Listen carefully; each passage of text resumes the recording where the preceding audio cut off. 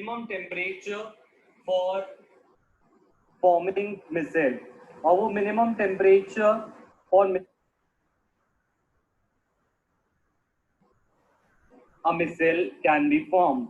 Similarly, temperature भी होता है. There is also minimum temperature for forming missile, और वो minimum temperature for missile formation is called Kraft temperature. What is Kraft temperature? Kraft temperature is the minimum temperature at which missile is formed.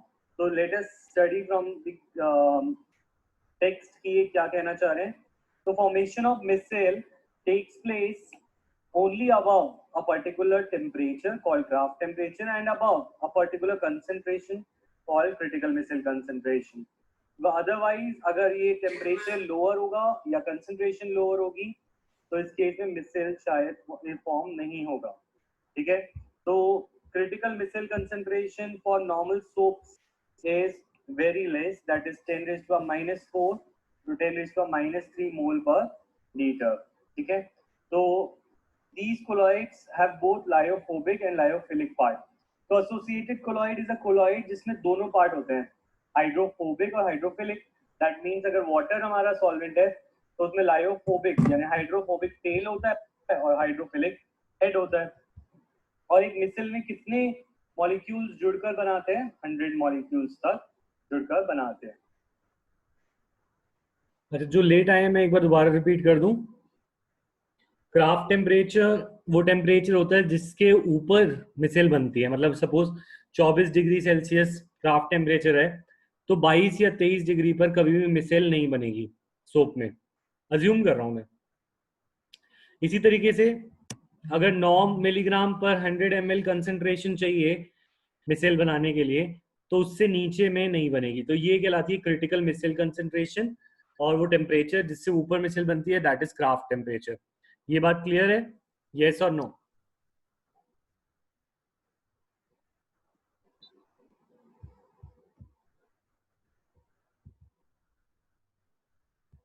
मैं बोल रहा हूं एक minimum temperature होता है और एक मिनिमम कंसंट्रेशन होती है जिसके ऊपर ही हमेशा मिसाइल बनती है, उससे नीचे कभी मिसाइल नहीं बनती.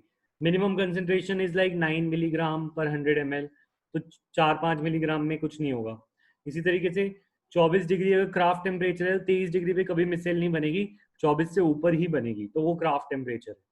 तो micelle forms only above kraft temperature and above critical micelle concentration.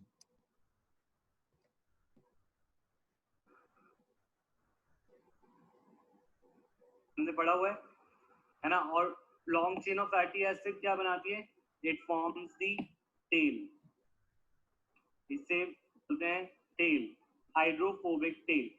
And अब अगर हम बात करें इसके अंदर हाइड्रोफिलिक पार्ट भी है. यस, हाइड्रोफिलिक पार्ट क्या होता है? Hydrophilic part is the head, जो कि किस चीज से बना होता है? It is formed from sodium या कोई आयन से बना होता है. ठीक है. तो तुमने पढ़ा होगा सोप्स आर सोडियम और potassium salts of higher fatty acid. Sodium और पोटेशियम सॉल्ट्स होते हैं ऑफ हायर फैटी एसिड. ठीक है. फैटी एसिड हाइड्रोफोबिक पार्ट बनाता है और जो हेड है वो सॉल्ट से बनता है, Na+, K+ आयन से. ठीक है. अब बात कर रहे हैं कि आयनिक मिसाइल क्या होती है, हम समझ चुके हैं. एक स्फीयर बन जाता है और इसका स्ट्रक्चर तुम बना लोगे. यस, तुम्हें टेल को अंदर की साइड रखना है और हेड को कहाँ रखना है? बाहर. तो मिसाइल बनाते वक्त ये याद रखना कि टेल अंदर होनी चाहिए और हेड होना चाहिए बाहर. This will be called as a micelle. यहाँ तक बात क्लियर है? यस और नो? और सिमरन, तुम्हारा क्वेश्चन था कि ये हाइड्रोफोबिक पार्ट आपस में रिपेल करेगा नहीं करेगा, ये क्वेश्चन था शायद तुम्हारा. तो नहीं, जो चीज होती है लाइक डिसॉल्व्स लाइक, तो हाइड्रोफोबिक क्या क्वेश्चन था? बोलो. पानी से रिपेल होगा हाइड्रोफोबिक, ये क्वेश्चन था। हाँ पानी से रिपेल होगा, इसी को बचाने के लिए तो हाइड्रोफिलिक बाहर की साइड हो गया है। हाइड्रोफिलिक इसको बाहर से पानी को कम आने देगा, it will form a layer, hydrophilic part. और इसीलिए हाइड्रोफोबिक पार्ट सेंटर में सुरक्षित है, पानी ज्यादा अंदर नहीं जा पाता। यहाँ पे मिसेल जब बन जाती है तो यहाँ ऑयली पार्ट बन जाता है, तो इसीलिए water is not able to get inside this hydrophobic part much. It's like oil की ड्रॉप, जैसे ऑयल का ड्रॉप होता है तो अंदर ऑयली रीजन हो गया और बाहर वाटर रीजन है।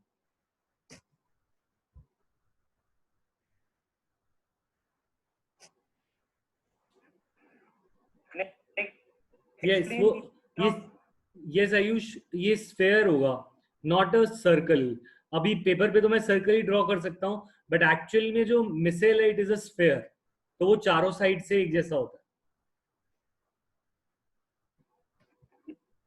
ये तुम्हारा होमवर्क रहेगा, ये तुम 10th 11th 12th पता नहीं कब से करते आ रहे हो। तो सोप का एक्शन तो तुम्हें आता ही है, मिसेल के बीच में डर्ट जो है वो स्टक हो जाता है, एंड जब हम उसे रब करते हैं क्लोथ्स को, then it comes into the solution, right. तो ये तुम्हारा होमवर्क है, तुम्हें इसके बारे में शॉर्ट नोट लिखना है। Now coming back to colloid, ठीक है। तो अब हम टॉपिक पढ़ रहे हैं हाउ टू प्रिपेयर कोलॉइड। तुम्हें याद होगा लायोफिलिक कोलॉइड आसानी से बन जाते हैं, लायोफोबिक कोलॉइड्स को बनाने के लिए थोड़ा सा नेटवर्क में इशू आ रहा है। अच्छा एक बात मुझे ये बताओ, तुम्हारे डाउट्स आए हैं इलेक्ट्रोकेम के, यस और नो? मेरे पास डाउट के क्वेश्चन नहीं आए अभी तक, डाउट्स हैं तो डाउट के क्वेश्चन मुझे पर्सनली सेंड कर देना, ठीक है। मोस्ट प्रोबेबली कल टेस्ट होगा, बट शायद मुझे जाना है कल कहीं, तो अगर टेस्ट नहीं होता तो नेक्स्ट वीक में वेंसडे या थर्सडे ऐसे कभी मैं टेस्ट ले लूंगा बीच में, टेस्ट वीक के, ठीक है। तो अभी मैं कंफर्म नहीं कर रहा कि कल टेस्ट कौन से टाइम पे है, पर मुझे डाउट्स तुम्हें सेंड कर देने हैं। कल किसी भी टाइम में हो सकता है डाउट की क्लास रख लूँ, मोस्ट प्रोबेबली 12 से 1 बजे के बीच में मैं डाउट क्लास रख सकता हूँ कल, ठीक है। 12 to 1 में किसी को इश्यू तो नहीं है? अगर इश्यू नहीं है तो राइट नो इश्यू।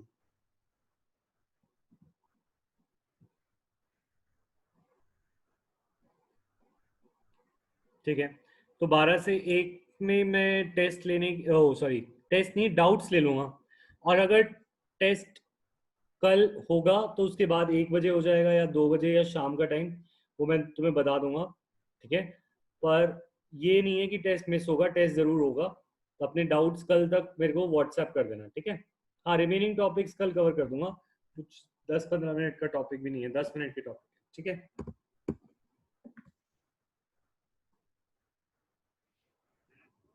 तुम्हें याद होगा लायोफिलिक कोलॉइड तो आसानी से बन जाते हैं, लायोफोबिक कोलॉइड को बनाने के लिए स्पेशल मेथड चाहिए।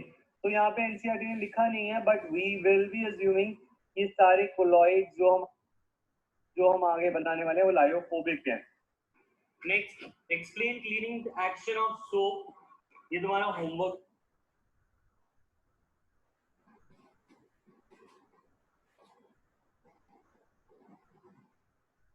जस्ट बाय सिंपली मिक्सिंग, तो उस पर तो कोई इश्यू नहीं है। तो एक एक करके इन सबके मेथड्स ऑफ प्रिपरेशन देखते हैं। तो देखो, first method is chemical method of preparation. तो केमिकल मेथड में करते क्या है, हम कुछ रिएक्शन करते हैं और उस रिएक्शन का जो प्रोडक्ट होता है उस प्रोडक्ट में हमें सोल्यूशन नहीं कोलॉइड मिल जाता है। तो जो एक्वसिक स्टेट होती है, वैसे यहाँ पर हम कोलॉइड में SOL वर्ड यूज करते हैं, just like a state, and this is representing जब हम आर्सेनिक ऑक्साइड और हाइड्रोजन सल्फाइड को मिक्स करते हैं तो उसमें आर्सेनिक सल्फाइड का कोलॉइड बन जाता है या सॉल बन जाता है, ठीक है। हमें लास्ट क्लास में पढ़ा था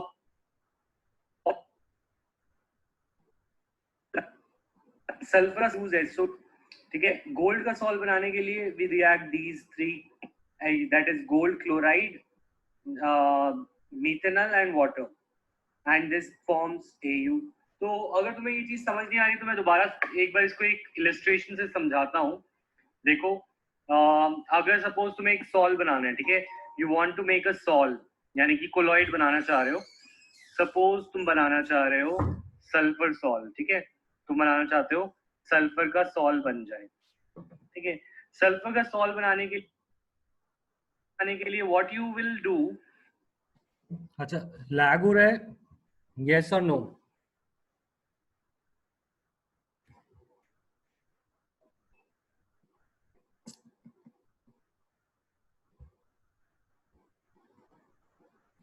अच्छा, एक सेकेंड और ट्राई करते हैं। is you take H2S solution and you also take sulfur dioxide, ठीक है। SO2 भी तुम, SO2 is actually a gas, तो उस गैस को तुम्हें सोल्यूशन से पास कराना होगा, दिस इज द थिंग, ठीक है। और दूसरी चीज जो तुम ले रहे हो दैट इज सल्फर डाइऑक्साइड, ठीक है। तो यहाँ पर SO2 गैस आ रही है, तो तुम what you will do is solve बनाने के लिए तुम इन दोनों को मिक्स करोगे, ठीक है।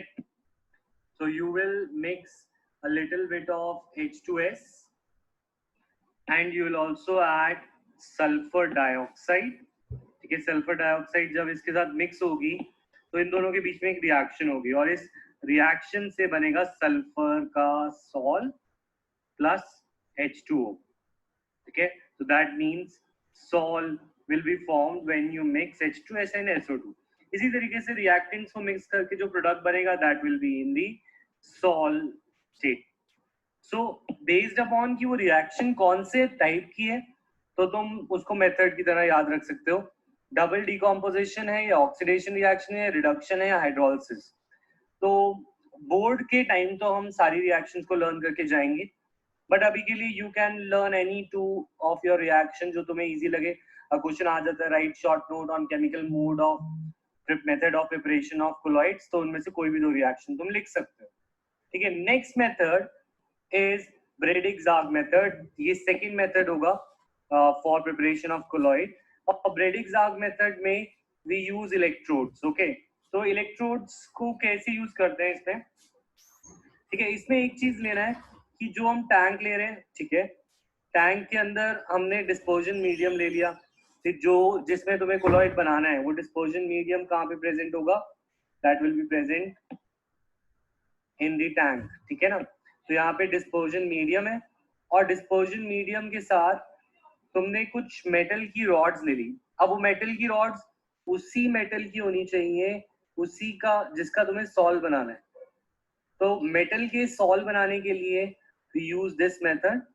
तुमने दो रॉड्स लेनी है और दो रॉड्स को हाई वोल्टेज से कनेक्ट कर देना, हाई वोल्टेज बैटरी से, ठीक है ना।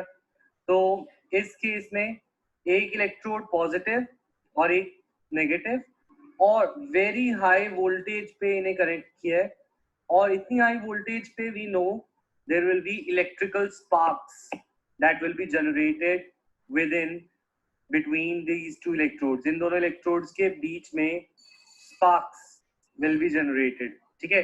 अभी जो इलेक्ट्रिकल स्पार्क्स जनरेट हो रहे हैं तो these sparks have very high temperature. तो वेरी हाई टेम्परेचर यानी thousands and thousands of kelvin इनमें हो सकती है, बट वो बहुत मोमेंटरली प्रोड्यूस होता है। इतने हाई टेम्परेचर पे जो मेटल तुमने लिया वो मेटल वेपराइज होना शुरू हो जाता है। तो मेटल स्टार्ट्स टू वेपराइज, यानी मेटल अपने रॉड से वो वेपर्स बनना शुरू हो जाता है, और वेपर जैसे ही बाहर ठंडे पानी की प्रेजेंस में आते हैं तो they start forming, they condense हो जाते हैं, और कंडेंस होकर they form particles in the colloidal range. तो जिसका तुम्हें कोलॉइड बनाना है उस मेटल की इलेक्ट्रोड लो। फॉर एग्जांपल अगर तुम्हें गोल्ड का सॉल्व बनाना है इस मेथड से तो तुम गोल्ड की इलेक्ट्रोड्स लोगे और बहुत हाई वोल्टेज अप्लाई करोगे। इतने हाई वोल्टेज पे बहुत हाई टेम्परेचर बनने से जो मेटल होता है इट फॉर्म्स वेपर, और वेपर देन कंडेंस हो जाता है, कंडेंस होके छोटे छोटे पार्टिकल्स बना देता है, और ये पार्टिकल कोलॉइडल रेंज में आ जाते हैं। धीरे धीरे ये जो पूरी मेटल है डिसइंटीग्रेट होती जाएगी, टूटती जाएगी, और नीचे सोल्यूशन में गोल्ड के पार्टिकल्स कोलॉइडल रेंज में आते रहेंगे, and later on this colloid will be form. तो इसीलिए इस मेथड को बोला जाता है इलेक्ट्रिकल डिसइंटीग्रेशन, क्योंकि इसमें डिसइंटीग्रेशन किसका हो रहा है? डिसइंटीग्रेशन हो रहा है इलेक्ट्रोड्स का। ठीक है, तो इसमें ऐसे मेटल यूज करे जाते हैं जो कि थोड़े से इनर्ट हो, that means gold, silver, platinum, otherwise वो रिएक्ट कर जाएंगे। तो इसका मेथड क्या है, प्रिंसिपल क्या है? Intense heat vaporizes the metal, which then condenses to form particles in the colloidal range. So tell me, electrical Britigs are clear है, yes or no?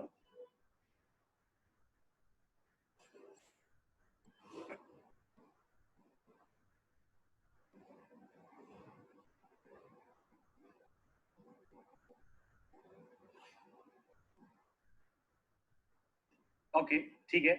तो हमने दो मेथड पढ़े प्रिपरेशन ऑफ कोलॉइड के, first chemical method and second Bredig's arc method, ये electrical disintegration method, और third method is peptization.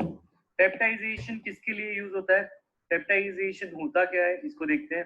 Peptization is the process of converting a precipitate into colloidal sol by shaking it with dispersion medium in small amount of electrolyte. तो एक electrolyte use करना है इसके अंदर,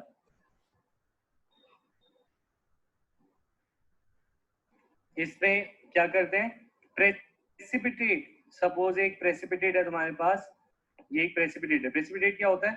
जो पाउडरिश form में होता है और जो सॉल्यूशन से सेपरेट होता है। तो दिस इज अ प्रेसिपिटेट, और इस प्रेसिपिटेट को तुम चाहते हो कि डिस्पर्जन मीडियम में ये कोलॉइड बना ले। अगर तुम इसको ऐसे ही डाल दोगे तो वो नीचे जाके सेटल हो जाएगा और कोलॉइड नहीं बनाएगा। तो your purpose of doing peptization is कि जो प्रेसिपिटेट है किसी भी चीज का, वो प्रेसिपिटेट अंदर कोलॉइड की फॉर्म में अच्छे से डिस्पर्स हो जाए। तो इसके लिए कुछ इलेक्ट्रोलाइट की जरूरत पड़ती है। ठीक है, by shaking it with dispersion medium in presence of a small amount of electrolyte. इस इलेक्ट्रोलाइट को हम नाम देते हैं पेप्टाइजिंग एजेंट। तो what we do in this method is, एक और चीज हमें रिक्वायर होती है इसमें, that is peptizing agent. Peptizing agent हमें चाहिए होता है इस रिएक्शन के लिए। अब पेप्टाइजिंग एजेंट की प्रेजेंस में हम इसको डालते हैं। तो देखो, पहली चीज, अगर मैं इसको डायरेक्ट डालता हूं तो ये कोलॉइड नहीं बनाता, पर अगर मैं पेप्टाइजिंग एजेंट के साथ डालता हूं, पेप्टाइजिंग एजेंट के साथ, तो ये कोलॉइड बनाता है। तो दैट मीन्स इन दोनों को जब तुम एक साथ डालोगे, दैट इज पेप्टाइजिंग एजेंट भी डाला और ये प्रेसिपिटेट भी डाला, तो इन दोनों के एक साथ जाने से हमारा जो प्रेसिपिटेट है that will start forming colloid. ठीक है, सो अब पेप्टाइजिंग एजेंट का रोल क्या है? तो पेप्टाइजिंग एजेंट के साथ ही ये रिएक्शन क्यों हो रही है? What is the role of peptizing agent है, हमें ये जानना है। इसी की प्रेजेंस में कोलॉइड क्यों बन रहा है? तो होता क्या है, जो प्रेसिपिटेट का एक मॉलिक्यूल है जो कोलॉइड नहीं बना पा रहा था, सपोज ये एक मॉलिक्यूल है, वो क्या करता है, पेप्टाइजिंग एजेंट से किसी आयन को, पेप्टाइजिंग एजेंट में आयन्स होते हैं, तो पेप्टाइजिंग एजेंट में सपोज Na+ आयन है, तो वो Na+ आयन को अपनी सरफेस पे एब्जॉर्ब कर लेता है, यानी precipitate absorbs ions from peptising agent. तो इस आयन के एब्जॉर्ब होने की वजह से अब सारे डिस्पर्जन फेज के ऊपर चार्ज आ जाएगा। सबके ऊपर चार्ज क्या आ जाएगा? पॉजिटिव, क्योंकि सबने पेप्टाइजिंग एजेंट को एब्जॉर्ब कर लिया होगा, और ये पॉजिटिव चार्ज इनको स्टेबलाइज करेगा। क्यों? Like charges repel, right?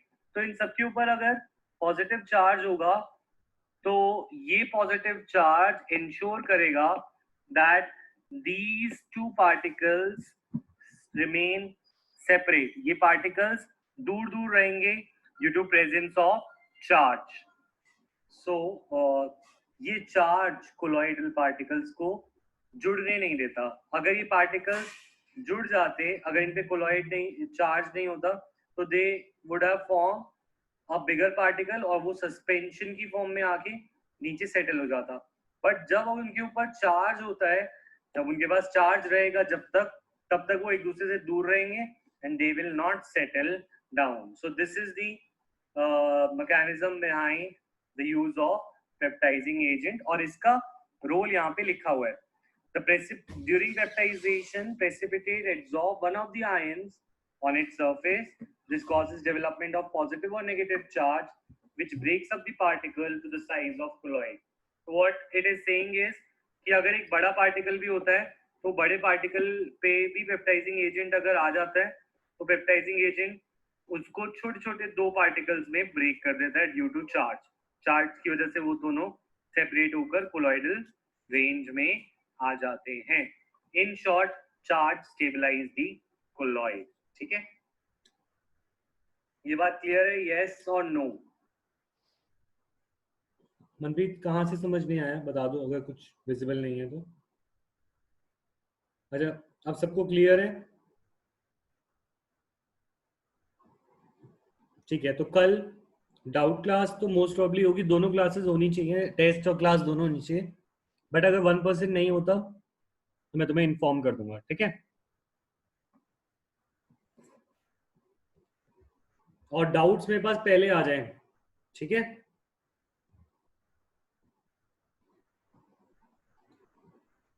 Homework वही है तुम्हारा, इलेक्ट्रोकेम, उसके पेपर की तैयारी करो, टेस्ट की।